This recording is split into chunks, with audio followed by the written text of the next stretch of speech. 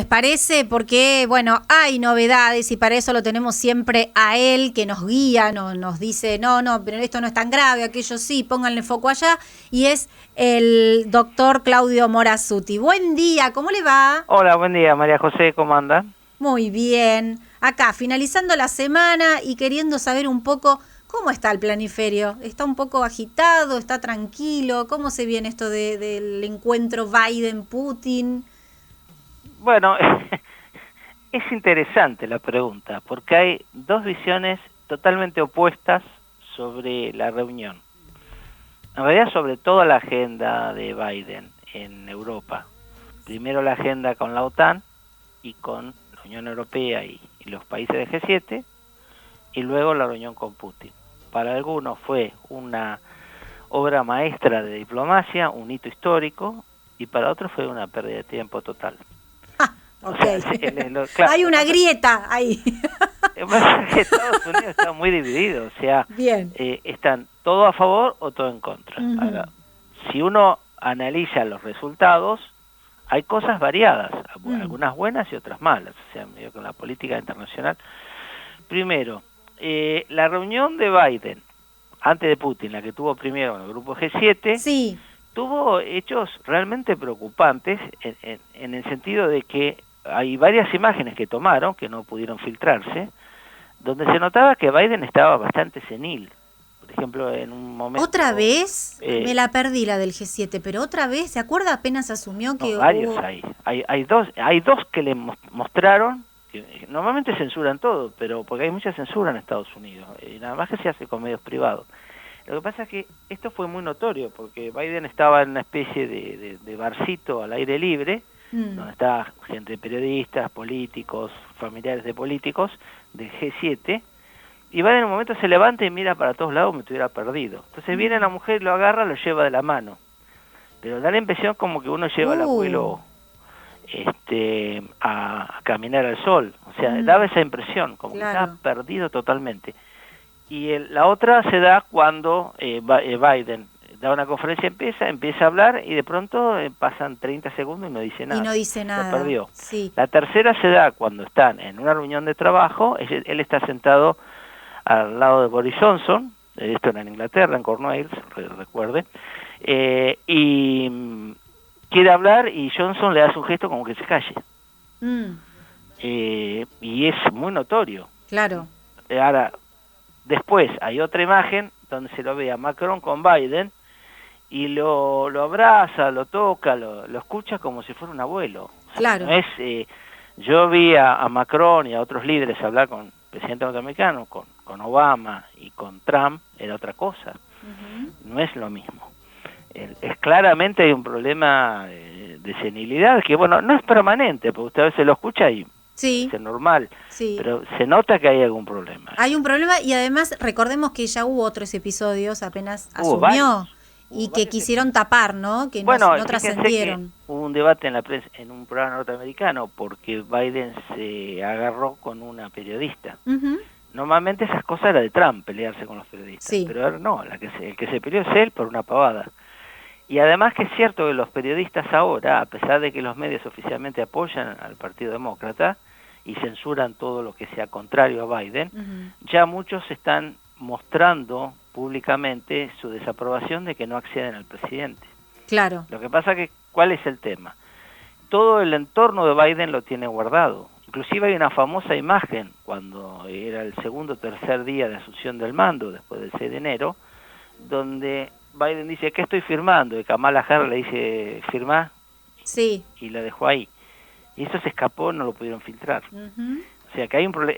Eso por un lado, el tema de la supuesta senilidad o no, que puede ser, no creo que sea permanente, sí puede ser un lapsus, que mucha gente mayor tiene ese problema y nada más. Ahora, eso también genera dudas si quién gobierna realmente. ¿Quién gobierna? Exacto, ¿no? Bueno, ahora, ¿cuáles son los resultados de esta reunión? Para algunos se ha promovido como que Estados Unidos volvió a ser el líder de Occidente, y que con Trump se había perdido porque Trump se había peleado con los dirigentes. Recuerden que Trump durante su gobierno criticaba de que Estados Unidos ponía la mayor parte del dinero que que costaba la OTAN, que era para defender a Europa, y que por eso los europeos se habían enojado, y bueno, de alguna manera había una oposición a Trump por eso. Y después Trump había puesto sanciones porque había un famoso gasoducto que se iba a hacer desde la parte rusa, desde Rusia hasta Alemania, para dejar sin efecto otro gasoducto que pasaba por Ucrania y Polonia. ¿Qué pasaba cuando ese gasoducto iba desde Rusia a Alemania por Polonia y Ucrania? Polonia y Ucrania cobraron una especie de peaje.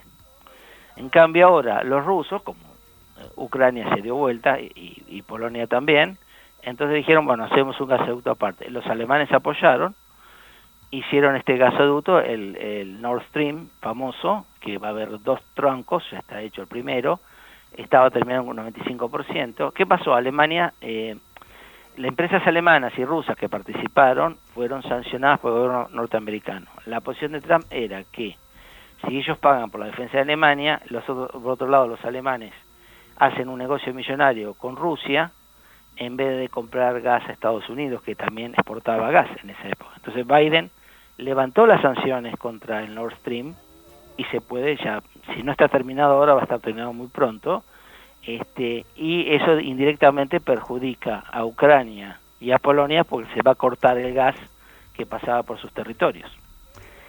Por otro lado, Biden, que supuestamente está a favor del cambio climático, por el cambio climático, él prohibió la construcción del oleoducto de Canadá hasta el Golfo de México, el Keystone.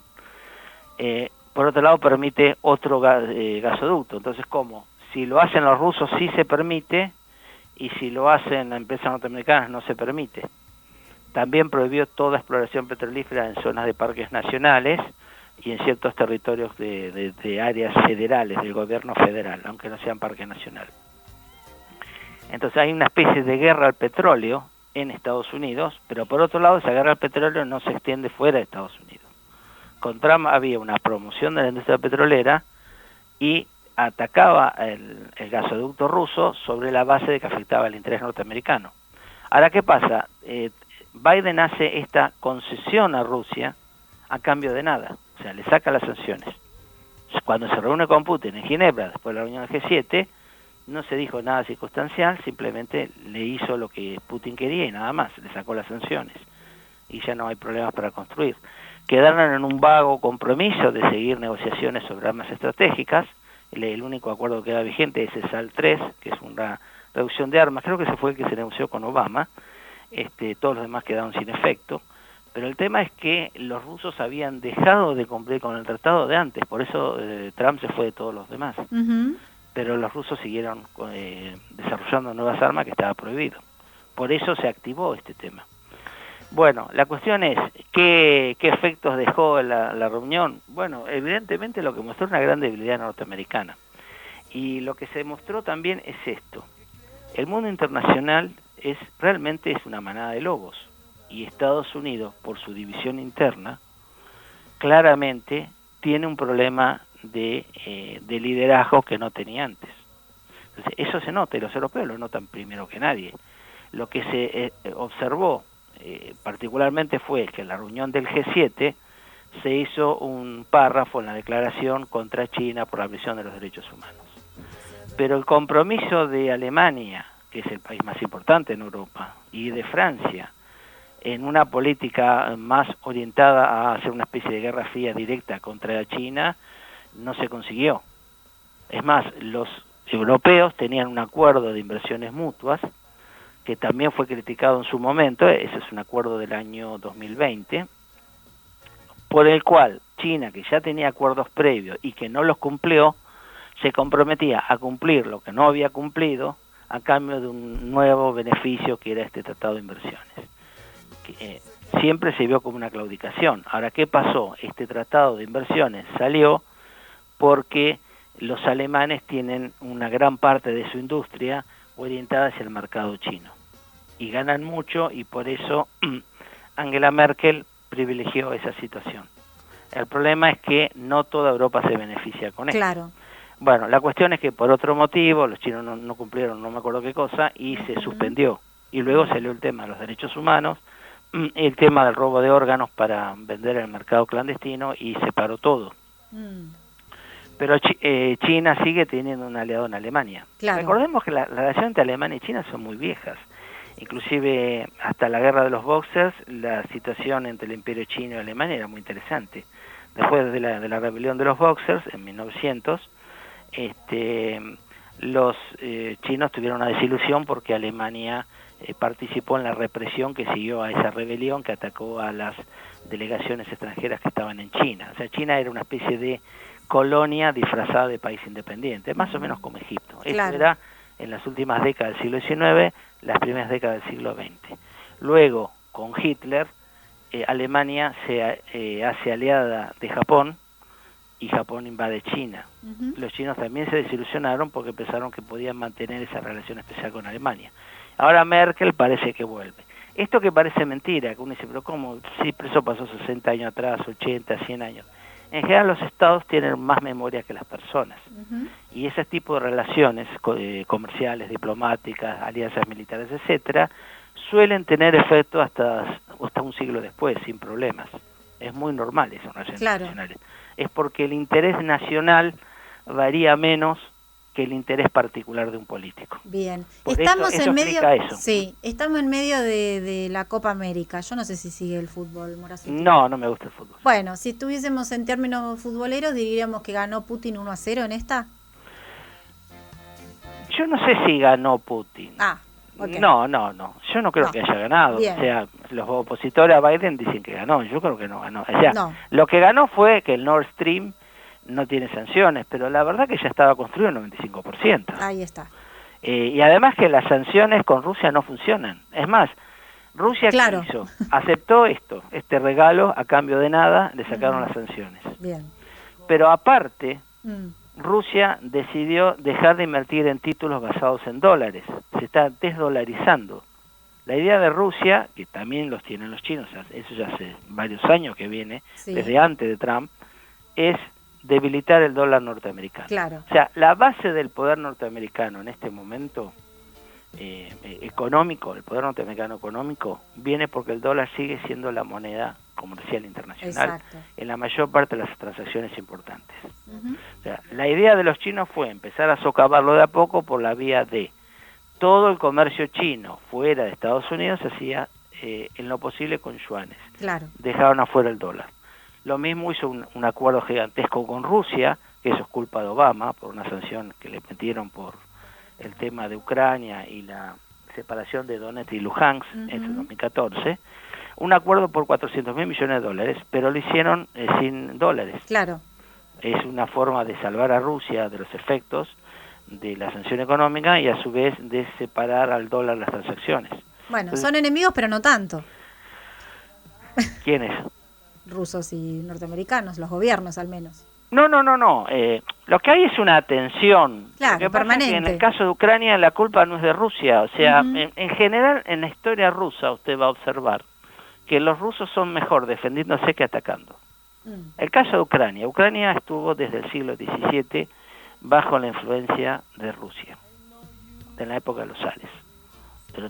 Con la Unión Soviética se incorporó, etcétera. Pero durante gran parte de su historia Ucrania estuvo dentro de Rusia o del Imperio Ruso o de la Unión Soviética.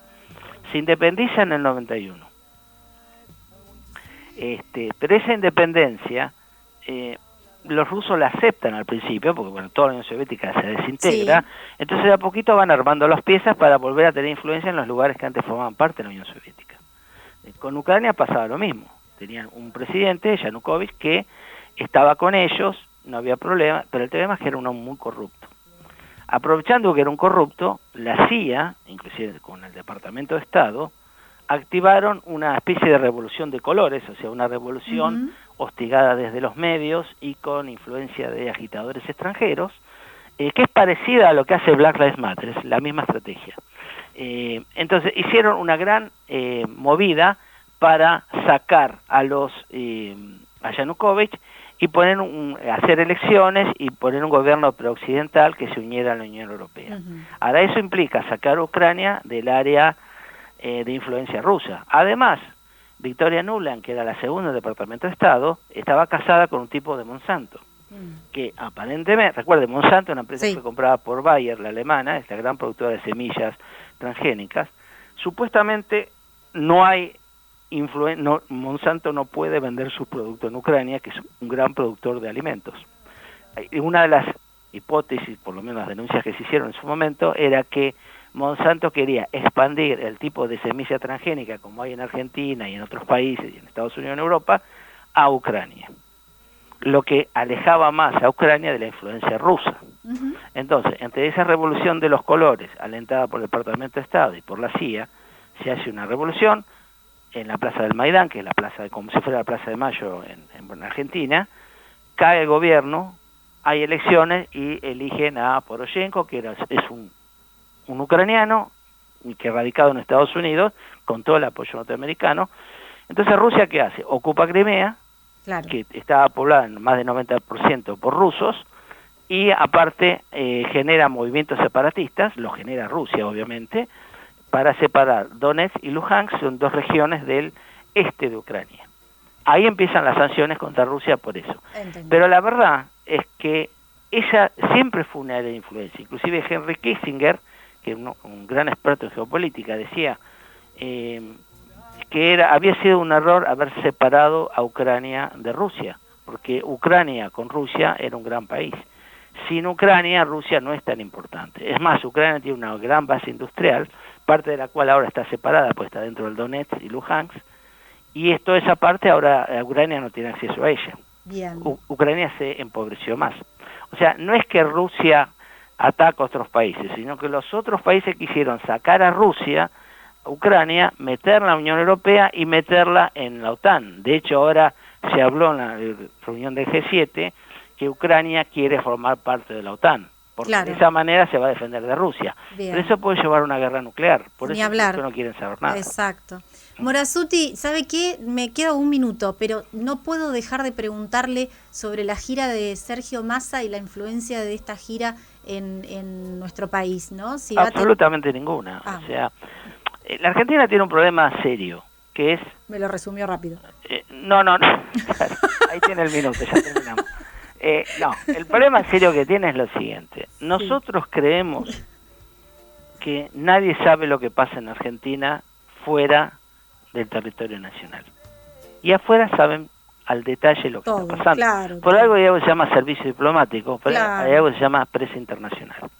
Todos saben que en este país la única que manda es Cristina Fernández de Kirchner.